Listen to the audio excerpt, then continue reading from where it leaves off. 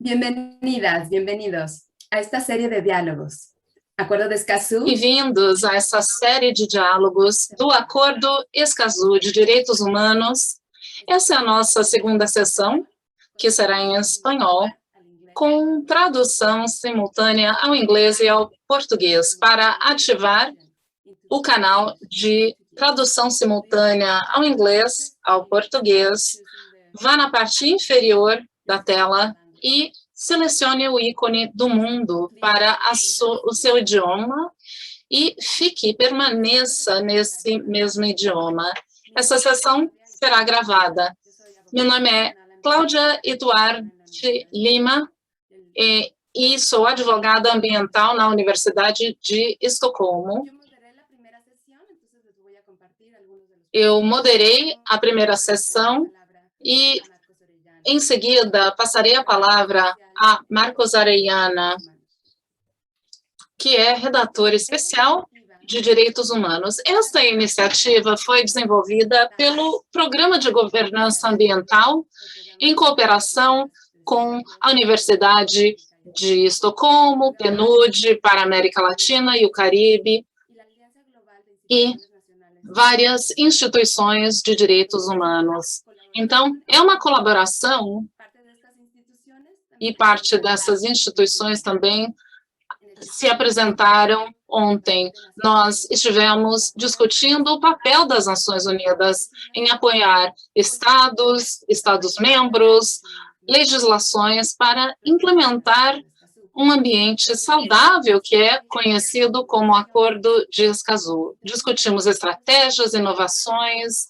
sobre povos indígenas, jovens, mulheres, para implementar o Acordo Escazú em sinergia com direitos humanos e tratados internacionais e ambientais que são relevantes para ecossistemas saudáveis. Essas são as perguntas-chave que nós discutimos.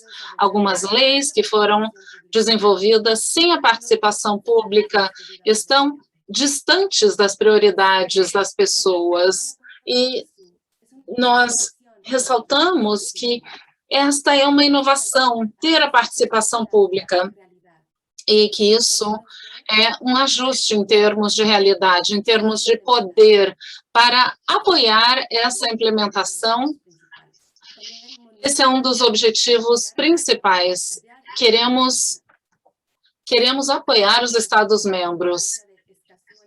Também queremos falar sobre a importância de Escazú em termos de concretizar os direitos humanos, em termos dos defensores ambientais, medidas cautelares, entre outros, e também concretizar estes tratados internacionais ambientais com diversidade biológica, reconhecendo a diversidade biológica da região. E também não apenas em termos da conservação das espécies, mas também essa aproximação de ambientes saudáveis, ar puro, água limpa, e como os mecanismos tradicionais estão ajudando as pessoas com relação ao bem-estar. É essencial a administração desses territórios. E os jovens que apresentaram nos disseram de uma maneira contundente que as leis não são adequadas às suas prioridades e que nós estamos confundindo os meios com os fins.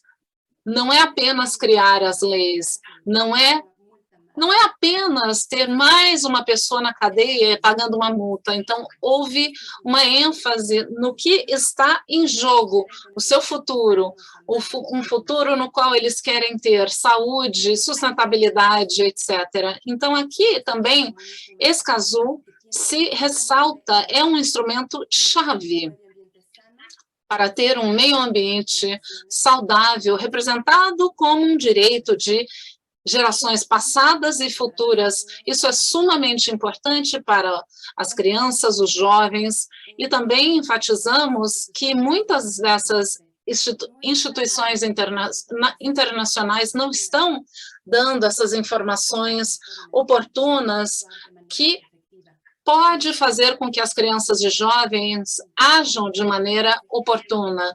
Vários exemplos de como a informação, a educação ambiental, a justiça podem realmente ajudar a esta colaboração entre o público e o Estado para catalisar essa ação e ter um meio ambiente saudável sem deixar ninguém para trás. Essas são algumas das pautas que discutimos e esse foi o tema da gravação.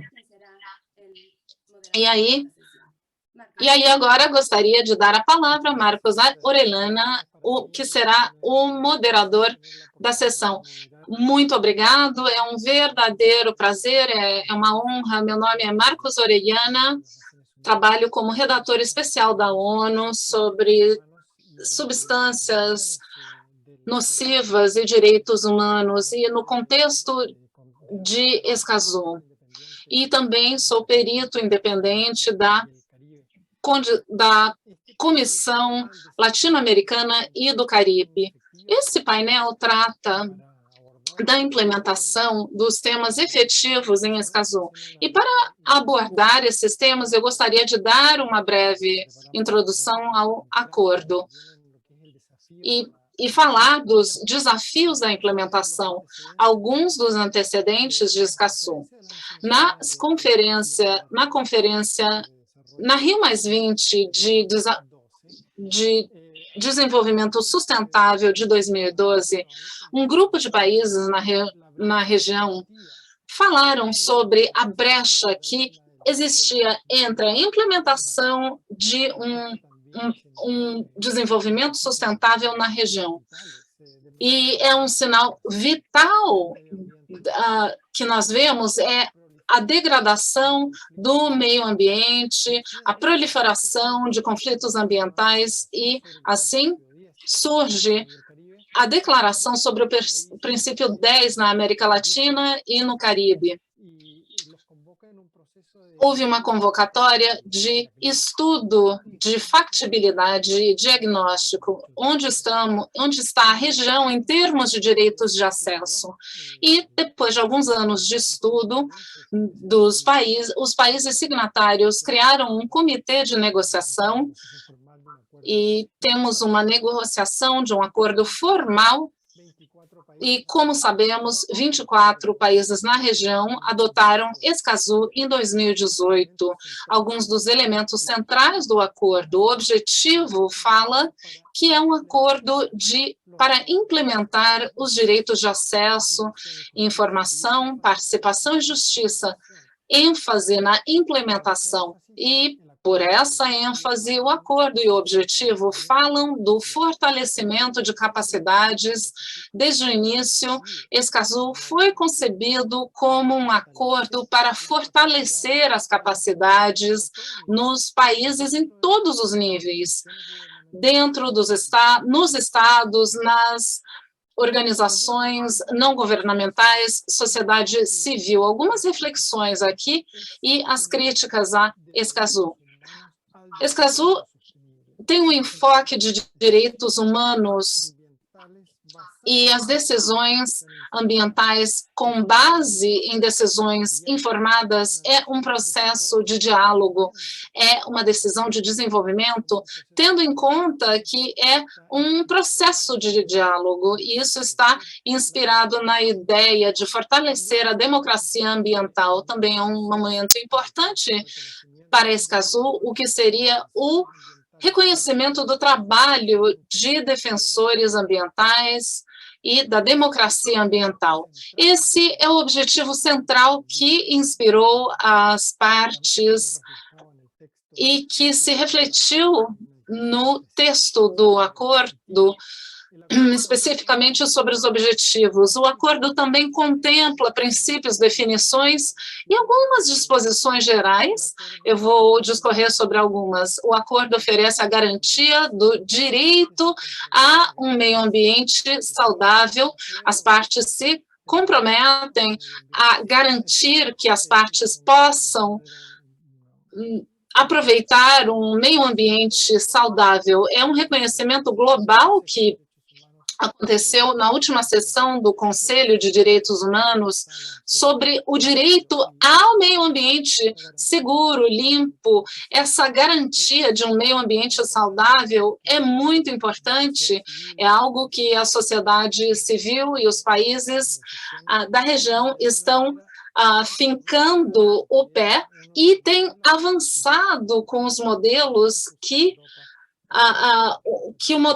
o Tratado de Escazú tem. Temos um outro tratado, o Tratado de Arcos, na Europa, que também trata disso. Uma segunda disposição geral que me parece importante enfatizar é falar de todas as medidas necessárias para a implementação. E, então, novamente, ênfase na implementação. Um terceiro quesito é que o acordo não é um fato, é um piso, ele é uma base. Ele permite construir, ele não prejudica outros acordos internacionais e nacionais.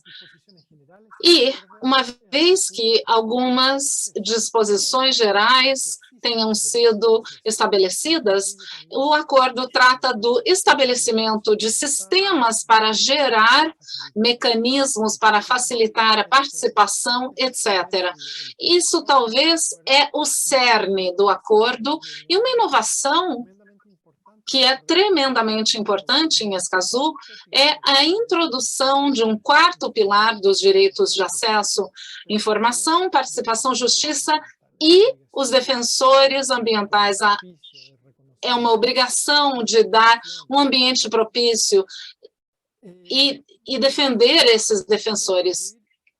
Para começar a concluir, enfatizamos que em Escazú é um acordo de cooperação, fortalecimento de capacidades, e por isso há uma certa institucionalidade que contempla a Conferência das Partes, na qual as partes se reúnem periodicamente para avaliar o progresso do acordo e ver melhores aplicações. O acordo também contempla uma secretaria que está a cargo do Carlos de Miguel, vamos falar sobre isso, e o acordo também contempla um comitê para apoiar a aplicação e o cumprimento. É uma modalidade que é comum em acordos de direitos humanos e ambientais. E aí temos uma agenda pendente para a primeira conferência das partes, que tratará das regras de procedimentos. Então, aqui está um pequeno resumo geral de 5 minutos sobre Escazú e, assim, começar a falar sobre os desafios da implementação e, para tanto, contamos com um painel maravilhoso. Em primeiro lugar, eu gostaria de apresentar Carlos de Miguel, chefe da Unidade de Política da Divisão de Desenvolvimento Sustentável da CEPARA, Comissão na América Latina e no Caribe desde 2001. Carlos, você tem a palavra, o senhor tem a palavra. Marcos, muito obrigado. Eu tenho que reconhecer o trabalho de Marcos, todos esses anos apoiando o Escazú. Ele tem sido uma pessoa que conhece o acordo de dentro e é um prazer compartilhar com você e com o resto dos oradores. Com respeito à implementação, isso tem a ver justamente com a CEPAL. A CEPAL é uma comissão econômica para a América Latina e o Caribe, trabalhando na região desde 1948, trabalhando no desenvolvimento sustentável da América Latina. E é fruto de tantos anos de trabalho na região, e em termos de pobreza, claro que com a Covid e nos aspectos econômicos e social, nós retrocedemos, temos 9 milhões de pobres. Em termos de sistemas ambientais, temos muitas falhas. E nós começamos a ver que esses direitos de acesso à democracia ambiental são direitos procedimentais fundamentais para conseguir o que todos queremos, que é o desenvolvimento sustentável dos países, uma região colaboradora, integrada. Um dos elementos fundamentais para a implementação tem a ver com integrar o acordo precisamente em todas as decisões de desenvolvimento sustentável nos países. Escazú é um guarda-chuva sobre como fazer bem as coisas para consegui-las de uma maneira cooperativa, na qual haverá uma integração das questões econômicas, sociais e ambientais, e também temos que levar em conta a cidadania nessa tomada de decisões, ter em conta políticas de longo prazo, que são essenciais para construir o desenvolvimento sustentável. Escazú, por si mesmo, é um instrumento para conseguir o que queremos em relação à Agenda de 2030, de maneira completa. É um trabalho da CEPAL, mas da máquina das Nações Unidas. Como disse Marcos, Escazú é um acordo de fortalecimento de capacidades e, portanto, elementos centrais para a implementação têm a ver com o fortalecimento de todos os laços de cooperação na região e concentrá-las, mudar o nome para entender que há objetivos particulares. Então, se nós queremos implementar qualquer acordo multilateral ambiental, é importante fortalecer esses acordos para chegar ao propósito final, luta contra mudanças climáticas ou questões pertinentes ao mercúrio, de acordo com a Convenção de Minamata.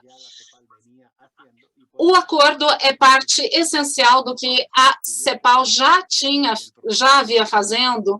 Então, em 2012, quando pediram que apoiássemos a Escazú, o fizemos porque a Escazú é uma ferramenta para apoiar o desenvolvimento. Como o Marcos mencionou, o objetivo não é apenas garantir o acesso ao meio ambiente saudável, e é precisamente isso o que nós buscamos em termos de equilíbrio nos pilares econômicos, ambientais e sustentáveis.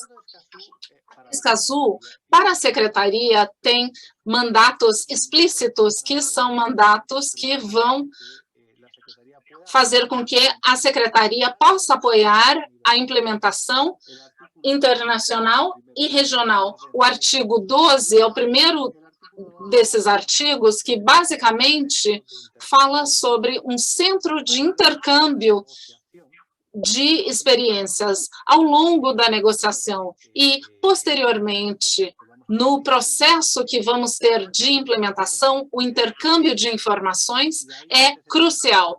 E esse centro de intercâmbio, que se converteu em um observatório do princípio 10, que eu gostaria de convidá-los a visitar, vocês podem encontrar todas as informações levantadas no processo.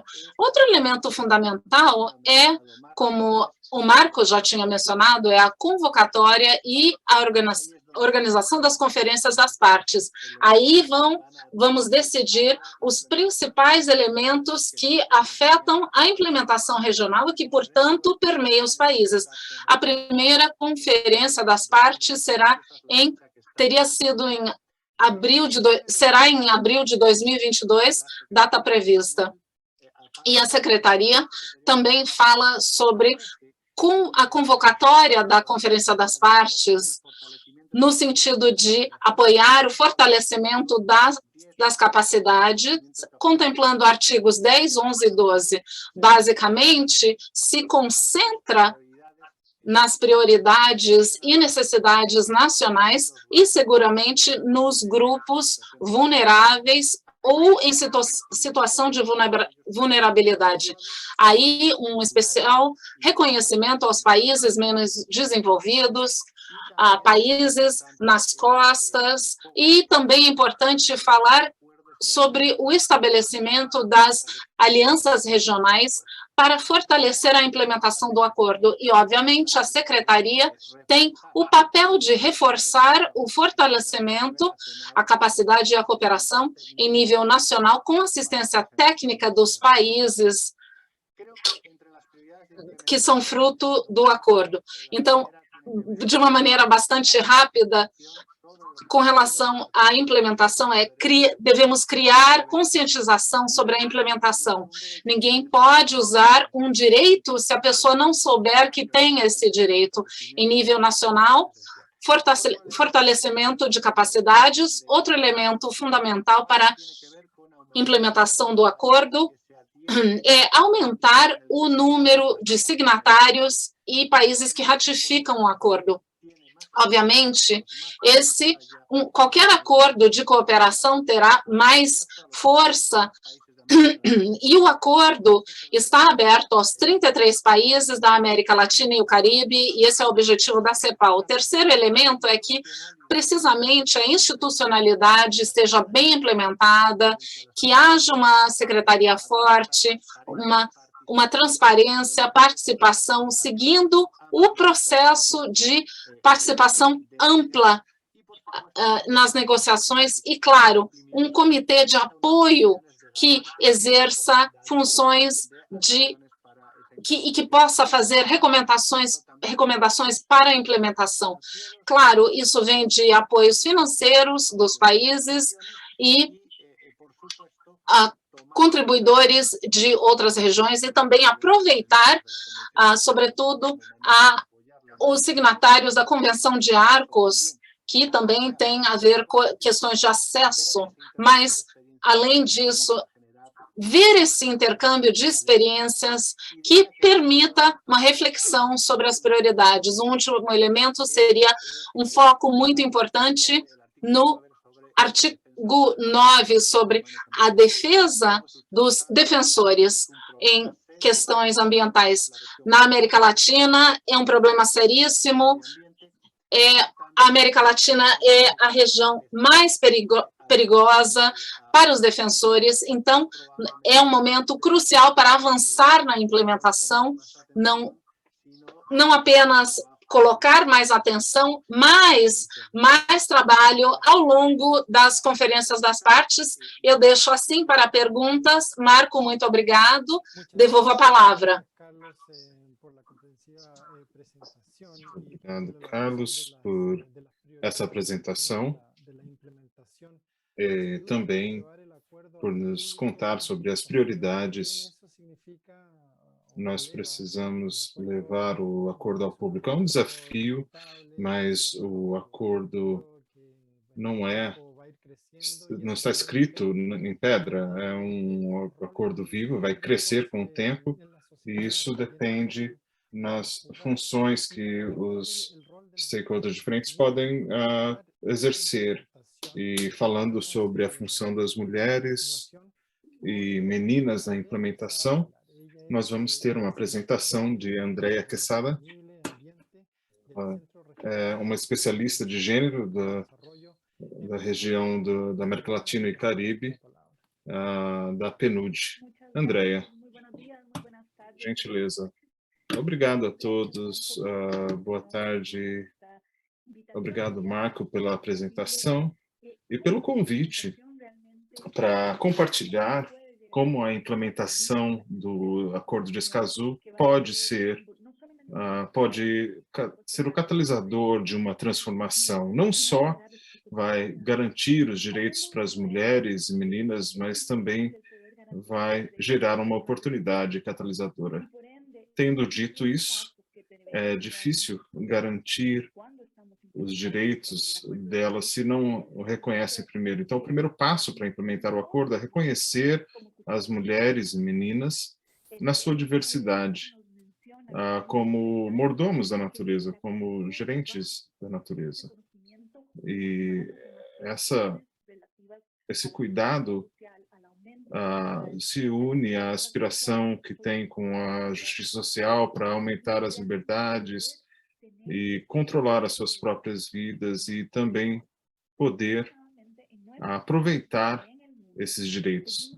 Infelizmente, na nossa região e no mundo, as mulheres não têm a habilidade necessária, a visibilidade necessária, especialmente no setor ambiental. Os esforços delas não são reconhecidos. Muitas vezes, são funções diferenciadas que não são contabilizadas. E o custo e as oportunidades relacionadas com a conservação e o uso sustentável dos recursos não é igualmente distribuído. Então, se não tomarmos esse primeiro passo, aí não conseguimos, de fato, implementar o Acordo de Escazú. Nós precisamos ver igualdade de gênero como um dos princípios principais do acordo, porque é difícil implementar os pilares que o Marcos mencionou, de acordo com os direitos de acesso, se nós não começarmos desse princípio de igualdade de gênero. Nós podemos ter os melhores sistemas de acesso à informação, podemos projetar sistemas para que todos possam participar,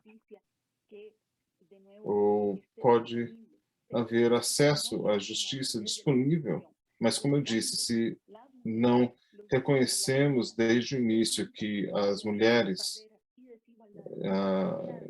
homens, meninos e meninas têm barreiras diferentes e desigualdades diferentes, nós vamos repetir esses padrões de exclusão e vamos gerar ainda mais desigualdade.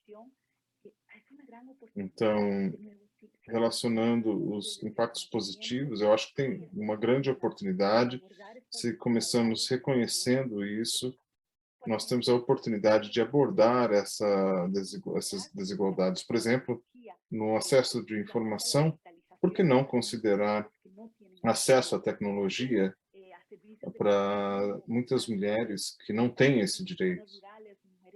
Ou mulheres que moram em áreas rurais ou comunidades indígenas, nós podemos garantir a participação no processo de decisão dessa maneira.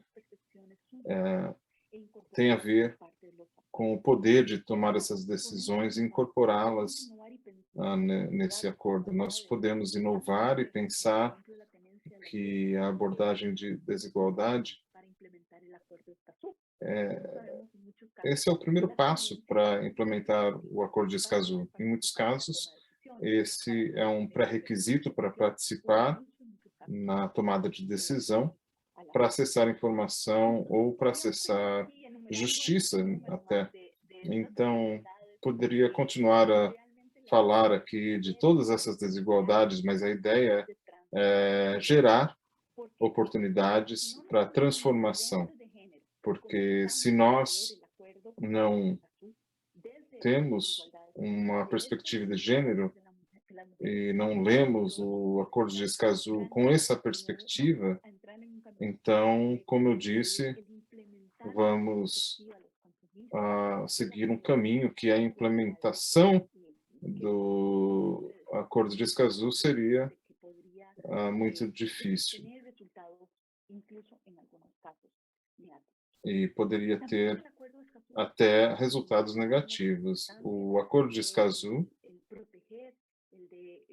como foi mencionado, quer proteger e reconhecer os ativistas ambientais, e a implementação do Acordo de Escazú nos permite começar a focar na violência contra os ativistas ambientais, que está tão presente na nossa região. E também tem uma correlação entre a violência de gênero e a violência ambiental. Em muitos casos, a violência de gênero é usada contra as ativistas femininas para silenciar. E, por exemplo, 37% do que foi documentado na América Latina, ataques que foram documentados na América Latina são específico de gênero. Então, para encerrar, nós sabemos que na nossa região as mulheres e meninas estão envolvidas em conservação, no uso responsável e na proteção dos recursos. Então, conseguir implementar o Acordo de Escazú nessa perspectiva de gênero tem o potencial de reconhecer e abordar as desigualdades e inovar também. E nós precisamos lidar com essas desigualdades sistêmicas na região. Então, é hora de mudarmos a direção e o uso sustentável deve se tornar mais importante. Precisamos promover a igualdade de gênero, a ação social, eliminar a violência das agendas, gênero. E isso não pode ser um tópico diferente, tem que ser parte disso, precisa ser um dos elementos. E isso nos leva a uma transformação do modelo econômico, pode ajudar as pessoas a se sentir mais igualadas e podemos promover a proteção da natureza. Obrigado a todos. Obrigado, Andréa, por nos dar um panorama desses desafios de implementação do Acordo de Escazú. O potencial de transformação pelo acordo existe, mas é realmente um desafio conseguir aproveitar essas oportunidades, porque, como você disse, a estrutura que gera a desigualdade vem de décadas. Então, lidar com isso, com as novas ferramentas que o acordo nos oferece, seria muito importante para a implementação. Um outro elemento são as sinergias com outros processos, por exemplo, no contexto de mudança climática, houve um plano aprovado na última conferência no Chile, em Madrid, em 2019, e essas sinergias entre os processos diferentes, isso pode ser usado para aproveitar o acordo. Obrigado por trazer essa perspectiva importante. Agora eu tenho o prazer de apresentar a Natália Gomes. Ela trabalha no Earth Rights International, é assessora de mudanças políticas. Desde 2015, ela foi uma das representativas eleitas pelo público para o Acordo de Escazú. A mesma pergunta para você. Quais são os desafios de implementação que temos para o Acordo de Escazú? Muito obrigada. É um prazer estar aqui. Obrigado pelo convite. Para falar da implementação, eu gostaria de começar falando da história de Escazú e lembrar qual é a função da sociedade civil nesse processo. O público, no geral, eu tenho algumas ideias que eu queria compartilhar. Primeiro, a liderança da sociedade civil é algo que Marcos e outros colegas sabem melhor que eu, mas a liderança da sociedade civil para convencer o governo nos anos 2010, 2012, quando houve um problema para a implementação de leis ambientais na região, nós podemos então ter soluções, e esse foi um mérito da sociedade civil, mas a liderança veio da sociedade civil e com os governos que estão nos apoiando em princípio.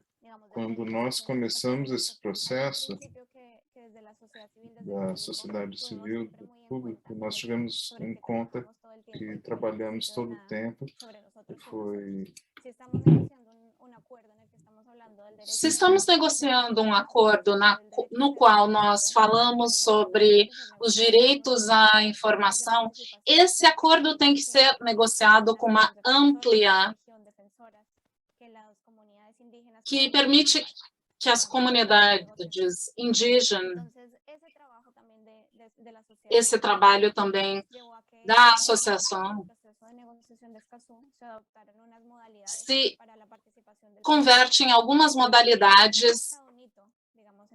Então, isso marcou um rito nos direitos internacionais, porque permitiu a participação ativa e efetiva do público, por meio dos representantes do público, e eu sou uma delas, que passou por uma eleição, e isso permitiu que o público fizesse um diálogo permanente ou levando as propostas do público à negociações, ou ter uma voz, um microfone na mesa para que o público possa levar as propostas e as preocupações a essas reuniões. Esse foi um trabalho que foi feito com a liderança da sociedade civil, e isso conferiu legitimidade e transparência a Escazú, e é muito importante que isso seja reconhecido.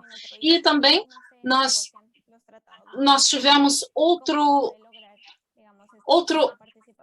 ponto pelo qual passamos. O terceiro elemento que nós queríamos destacar é como a sociedade civil e o público em geral contribuem com conhecimento, com experiência, com expertise para trabalhar com os governos nas negociações e também compartilhar as experiências que a sociedade civil tem com respeito à América Latina e Caribe no que toca às questões ambientais. E esse é um trabalho com as comunidades de base, conhecimento sobre as legislações nacionais, litígios ambientais que estão acontecendo em alguns dos países, e essa experiência da sociedade civil também se reflete em Escazú. O último elemento que eu gostaria de destacar nesse contexto histórico é como esse trabalho e essa experiência também contribuíram para que Escazú seja um instrumento que fortalece o contexto da América Latina e do Caribe. E uma das ideias que estavam flutuando por aí é que os países da América Latina e do Caribe simplesmente não assinam. E uma das razões é porque nós conseguimos identificar, e também junto aos governos, que a América Latina e o Caribe têm contextos particulares e que era necessário um instrumento que atendesse a esse contexto particular. Nesse sentido, a temática que sempre se destaca é o tema dos defensores ambientais, a violência, essa violência que afeta os defensores, e infelizmente é uma coisa muito da nossa região, e por isso a sociedade civil vê Escazú como um instrumento, e a proteção e o pilar dos defensores ambientais em Escazú é um pilar que nasce das sociedades civis, dos públicos, e os governos finalmente apoiam. E esse é o último elemento que eu gostaria de destacar da história, e agora falar sobre essa nova etapa de implementação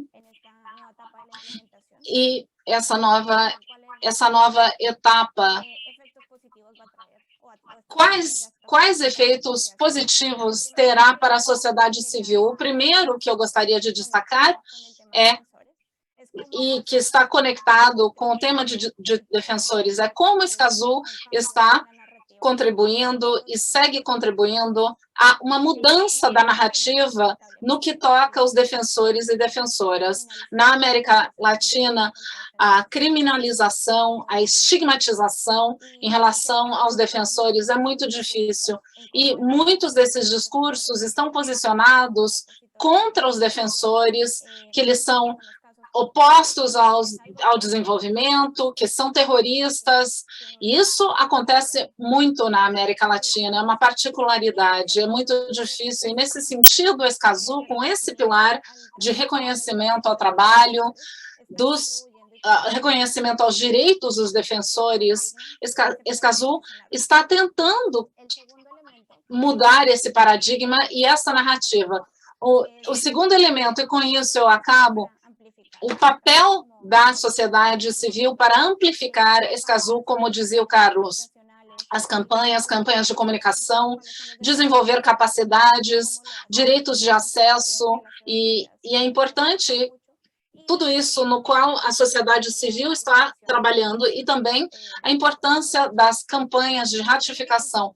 Por último, o último elemento é como a sociedade civil pode contribuir para verificar o cumprimento das obrigações que emanaram de Escazú. E, como Marcos dizia, aí estamos com uma agenda pendente para a primeira COP, e esse apoio para que os detalhes de Escazú sejam cumpridos e de maneira semelhante ao Convênio de Arcos, é importante que a sociedade civil, organizações de base, organizações indígenas que estão vivenciando esses conflitos socioambientais de Escazú consigam levar informações e preocupações a esse comitê e, dessa maneira, que possam contribuir às obrigações emanadas de Escazú, para que elas se cumpram efetivamente. Muito obrigada.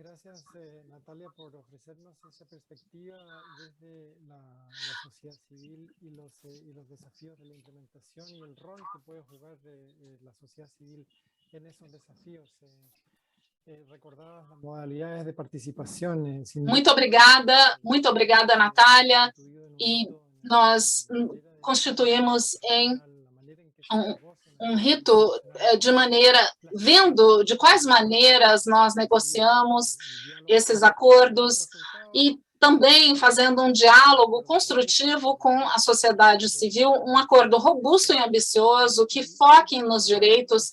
E eu quero também ressaltar um segundo ponto, que é a voz própria da região. Encontrar essa voz, quais são esses elementos, a mudança das narrativas, e as circunstâncias são difíceis para os defensores ambientais da região, e a importância da sociedade civil de ampliar o acordo. Essas são essas palavras para fazer com que esse acordo aterrize na prática para esses grupos em situação de vulnerabilidade, para que isso se torne realidade, a promessa de Escazú se converta em realidade. Muito obrigado por oferecer essas perspectivas. Gostaria de chamar a Cláudia Lima, da Universidade Lima, e Raul para que tome a palavra. Cláudia? Muito obrigado, Marcos. Agora, gostaria de destacar a função de especificamente várias instituições que são as organizações de direitos humanos nacionais, como parte do programa com a Universidade de Estocolmo e também a PNUD. Com outras organizações, nós temos um atlas de desenvolvimento para ver quais é a função dessas instituições no direito ao ambiente saudável. E esse tem que ser um direito para reconhecer o Acordo de Escazú. Nós vemos a riqueza desse caso. Nós temos 135 casos onde os institutos e organizações nacionais fizeram esse direito uma realidade nesse sentido. Essa implementação e como essas organizações podem contribuir.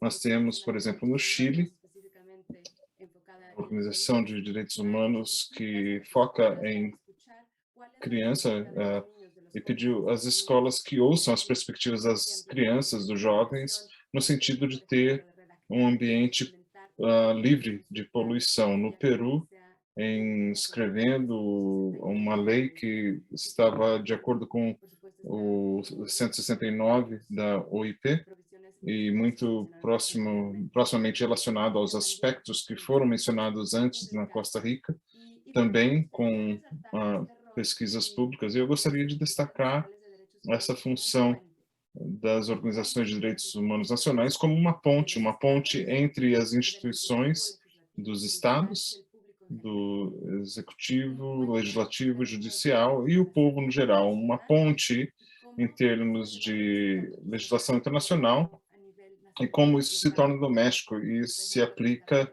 a níveis nacionais e locais. Por exemplo, na Costa Rica, em vários webinários que tivemos nesse tópico, destacaram as pessoas que estão chegando das costas, que têm muito mais em comum com toda a região da América Latina.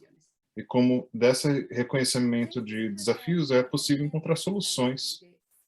E existem ferramentas específicas que estão usando quando estão realizando essa pesquisa. Nós descobrimos que uma desses monitoramentos da aplicação dos direitos humanos e direitos ambientais, as consultorias públicas que não estão só focadas em um caso específico, ajudam a entender os problemas sistêmicos. E aqui nós precisamos aprender de outros processos, por exemplo, nas Filipinas, que tem esse tipo de consultoria nacional e quão importante e relevante eles são. Eu gostaria, assim, de lidar com o impacto ambiental, os casos, não só como projeto, mas de forma estratégica, e também outros desempenhos nos direitos humanos. Gostaria de encerrar essa breve participação convidando a todos os participantes que neste fórum que possam também abordar as organizações e instituições nacionais de direitos humanos e também as instituições regionais que ajudam a criar esses elos entre as instituições diferentes para saber como podemos fazer isso e associar isso com o Acordo de Escazú. Finalmente, queremos cobrir toda essa crise de mudança climática, diversidade e poluição, que é muito interligado. E antes de passar de volta para o Marcos e ter perguntas e respostas, nós vamos ter uma enquete. Gostaríamos de saber de vocês com 2 perguntas breves. Vou pedir à minha colega Marjorie que possa mostrar a pergunta. Um dos desafios que identificamos na última sessão é que desses fatores, qual você acredita são os obstáculos maiores para os países a implementarem esse acordo? Alguns já foram mencionados na primeira sessão do webinário e nós estamos mostrando aqui. O público tem suficiente conhecimento, tem uma falta de coordenação entre o público e as instituições, os legislativos não têm suficiente conhecimento do Acordo de Escazú e a prioridade política para o meio ambiente e os direitos humanos é baixa, ou outra. Então, pedimos que vocês possam refletir por um momento e escrever a sua resposta.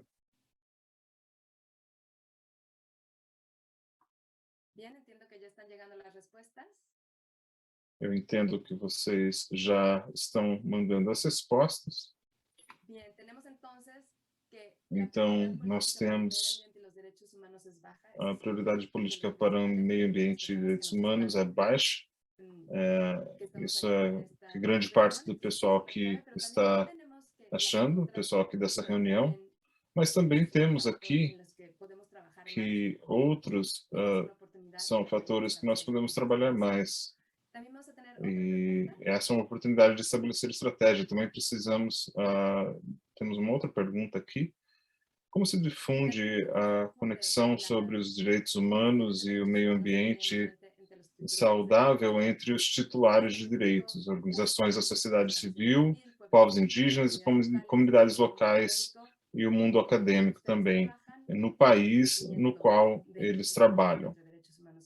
A primeira é limitada, mas muito poucas pessoas, de alguma maneira, mas não uniformemente entre os grupos titulares de direitos e bastante estendido entre os grupos de titulares de direitos e se estende a todos do grupo de titulares de direitos. Nós damos aí alguns minutos para vocês. Muito obrigado.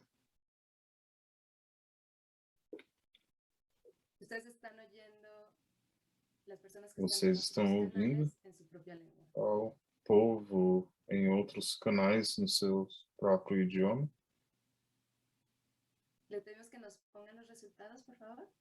Nós pedimos que vocês marquem as suas respostas. Muito bem. Vemos que, de forma não uniforme está aqui nos grupos. Nas outras apresentações de como isso alcança grupos vulneráveis, entre outros, as mulheres e crianças são muito importantes. Eu passo de volta para o Marcos. Obrigado, Cláudia, pelas perguntas e as respostas também. Nós tivemos uma janela de perguntas e respostas, mas não vejo nenhuma aqui.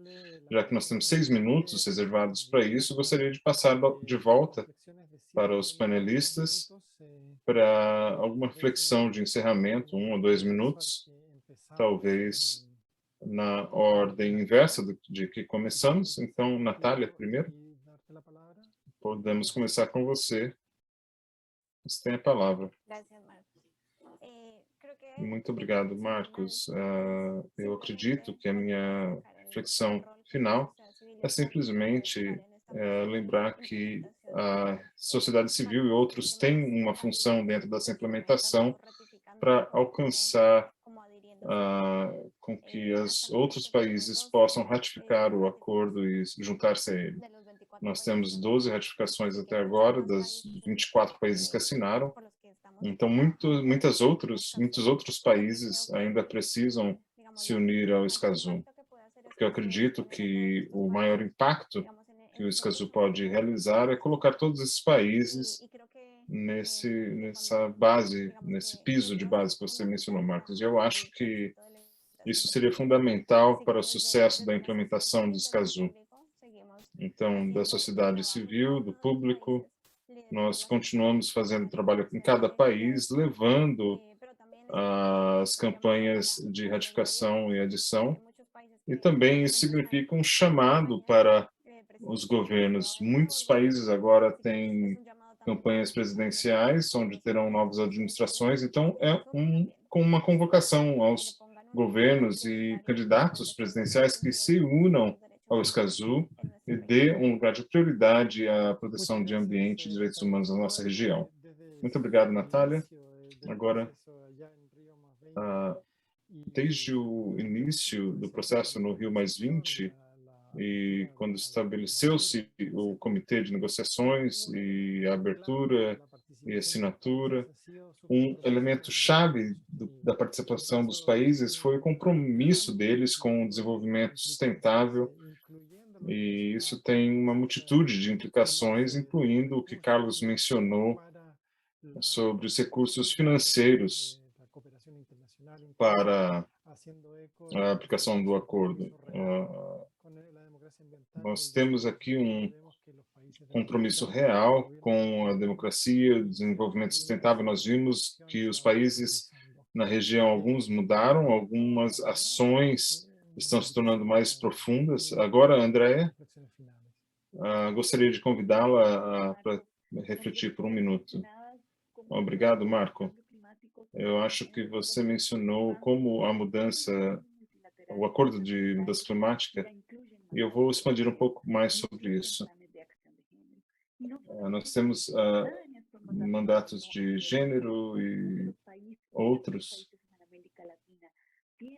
mas os países são países da América Latina que têm estruturas políticas na igualdade de gênero e podem, então, garantir os direitos para as mulheres e crianças. Então, o Acordo de Escazú poderia ser o veículo para a implementação desses mandatos, dessas políticas, e poderia, de fato, contribuir de uma forma bem real para finalmente haver uma igualdade de gênero. E o que eu quero dizer com isso é que possamos gozar dos direitos e ter voz, tanto homens e mulheres, na tomada de decisões e em todos os processos relacionados à conservação e o uso sustentável dos recursos. E também ter uma oportunidade de interagir com as oportunidades que são geradas pelas corporações e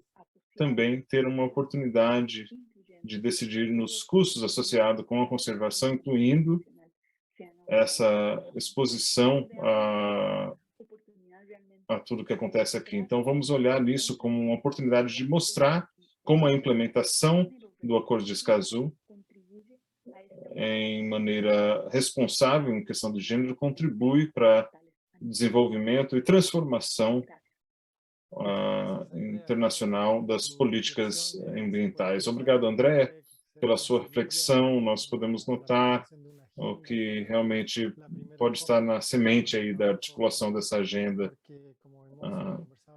porque, como nós discutimos hoje, o acordo que faz é que ele estabelece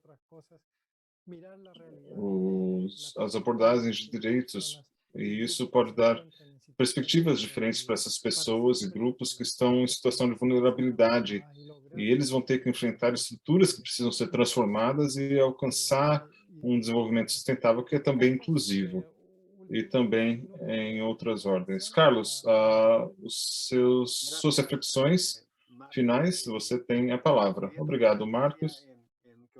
E estou de acordo com a Natália, eu espero que mais países se unam a esse piso básico. Um reflexo seria uma meta, talvez, para otimismo. Normalmente, as pessoas que trabalham em direitos humanos e muitas vezes se frustram com a velocidade baixa desses processos, mas esse ano nós estamos celebrando 20 anos da Convenção de Arcos. No ano que vem teremos Estocolmo mais 50, onde nós podemos fazer um equilíbrio ali e encontrar boas coisas e olhar com otimismo para a Conferência de Paris, para ter ambição na mudança climática. Na América Latina, pela primeira vez, nós temos um acordo ambiental com direitos humanos, o primeiro na nossa região. Então, pelo menos, há algo que nós temos que não tínhamos antes. Então, é claro que esse otimismo tem que ser nutrido por um compromisso de continuar trabalhando duro, porque sabemos perfeitamente que, especialmente com a pandemia, que a situação na região, em todos os aspectos de desenvolvimento sustentável, incluindo os direitos humanos e o Estado de Direito da situação nos países, não melhorou muito bem, mas o trabalho contínuo deles é fundamental, mas o espírito da negociação, do diálogo de Escazú, em boa fé, entre a sociedade civil, os estados que negociaram, até o setor privado e outros atores que participaram, realmente foi fundamental para o processo de Escazú continuar crescendo e alcançar mais lugares e construir, edificar nas próximas convenções. É algo fundamental, mas eu confio que, já que nós somos mais que amigos aqui, em algum momento nós vamos virar esse jogo.